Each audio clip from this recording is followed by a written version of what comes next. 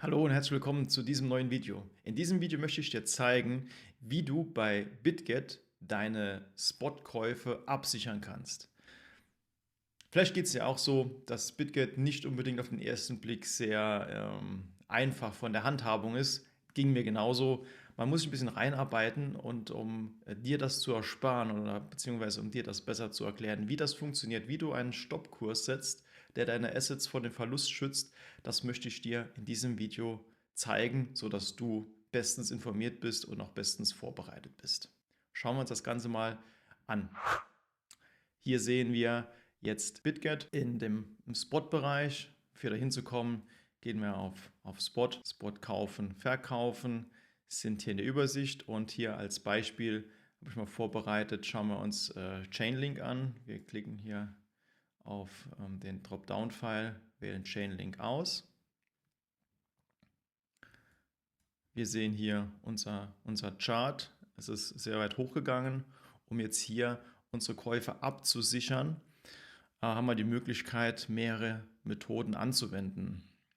Und zwar, wir gehen hier rechts erstmal, wir wollen ja verkaufen. Wir haben ja hier eine Anzahl Chainlink bereits verfügbar. Das ist hier 24 Stück an der Zahl. Die möchte ich absichern. Wir klicken auf Verkaufen, weil wir möchten ja verkaufen, wenn ein Kurs nach unten erreicht wird. Und hier haben wir mehrere Möglichkeiten. Fangen wir einfach mal an mit dem Trigger. Trigger, Englisch bedeutet dann Auslöser. Und hier sagen wir, bei welchem Preis hier im Chart dieser Trigger ausgelöst werden soll. Jetzt nehmen wir mal an, wir sagen, okay, wenn der Kurs hier unter die 13,08 fällt, also hier dieses Tief nochmal rausgeholt wird, möchten wir unsere Werte verkaufen. Das heißt, den Auslöserpreis wäre 13,08, den wir hier eintragen würden. Das heißt, rauscht der Kurs hier runter, trifft diesen Wert, wird verkauft. Jetzt haben wir hier eine Möglichkeit zu sagen, okay, Marktorder und Limitorder. Marktorder bedeutet, die 13,08 werden erreicht und zum bestmöglichen Preis danach wird verkauft. Wir tragen hier unten noch ein, wie viel Chainlink wir verkaufen wollen. Wir sagen, okay, wir gehen hier mit allen raus, drücken auf Verkaufen und dann wäre quasi hier der Stopp gesetzt an dieser Marke 13,08 zum besten Marktpreis. Alternativ können wir aber auch hier sagen, ein Limitpreis. Bedeutet, wird unser Trigger ausgelöst, also die 13,08, möchte ich zu einem Kauf mindestens verkaufen zu, sagen wir jetzt hier mal, $12. Das heißt, $12 oder besser wird hier meine Anzahl 24 Chainlink verkauft. Das hat den Vorteil mit Limit, erstmal ist es ein bisschen gebührengünstiger und zweitens haben wir die Möglichkeit, wenn wir hier ein bisschen Platz lassen zwischen dem Auslösepreis und unserem Limit, dass BitGet ein bisschen mehr Zeit hat, diese Order im Orderbuch zu platzieren. Denn wenn es schnell nach unten geht und BitGet nicht schnell genug hinterherkommt, kann es sein, dass unsere Schwelle unterschritten wird und dieser Stopp nicht eingehalten wird. Deswegen kann man hier schon ein bisschen Luft lassen in dem Ganzen, weil das bedeutet ja $12 und besser. Das heißt, im besten Fall würden wir auch vielleicht die 13,08 dann genau treffen bei dem Verkauf.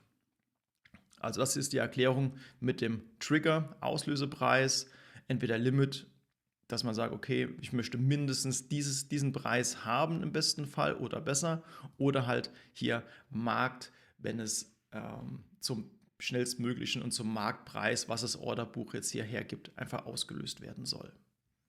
Das wäre die erste Variante, die wir hier spielen können. Die zweite Variante, die auch interessant ist das Trailing Stop. Das heißt, hier läuft uns der Kurs mit, beziehungsweise der Stopp läuft mit steigendem Kurs. Angenommen, hier unser Kurs von Chainlink steigt weiter und wir wollen unseren Gewinn absichern, da wäre es doch interessant, dass nicht unser Stopp hier unten bei den 13,08 stehen bleibt, sondern dass unser Stoppkurs in gewisse Prozent unterhalb des steigenden Wertes von Chainlink mit nach oben steigt, sodass wir dann Gewinne bestmöglich absichern können. Und das ist im Prinzip hier Trailing Stop. Was wir hier brauchen, ist ein Auslösepreis, also wie der Trigger. Wir haben eine Rückrufquote, das heißt, unter welchem Wert wir hier gerne, oder wie viel tiefer diese zweite Linie hier laufen soll. Wir haben nochmal die Menge, die wir verkaufen wollen, beziehungsweise den Preis, zu dem wir verkaufen wollen, und die Menge. Stellen wir das Ganze mal ein. Jetzt ganz wichtig, das ist nicht so intuitiv. Wenn wir dieses Feld hier oben Auslösepreis leer lassen, bedeutet das, der Auslösezeitpunkt der Zeitpunkt ist, in dem wir hier auf den Verkaufen-Button klicken. Das heißt, der Trail startet sofort. Genau, das lassen wir jetzt nämlich mal so.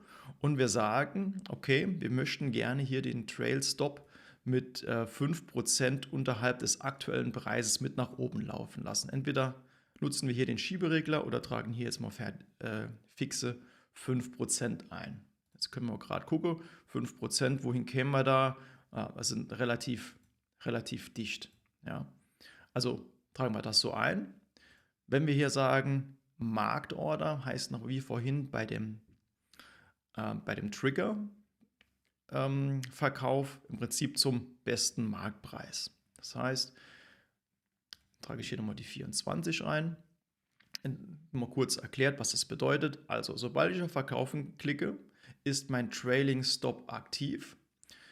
Fällt der aktuelle Kurs unter 5% von dem aktuellen Kurs, in dem wir den Trail jetzt hier gestartet haben, wird zum bestmöglichen Preis 24 Chainlink hier verkauft werden. Wir können hier oben auch einen Auslösepreis eingeben, dass wir sagen, okay, wenn er dieses Top hier oben rausgeholt hat und weiter steigt, dann soll erst verkauft werden. Dann würden wir hier oben sagen, okay, die 17.55. Ab diesem Zeitpunkt läuft unser Timer, unser Countdown quasi. Und wenn dann 5% unterschritten wird, dann gilt das Gleiche hier nochmal. Also wird nochmal zum Marktpreis entsprechend verkauft.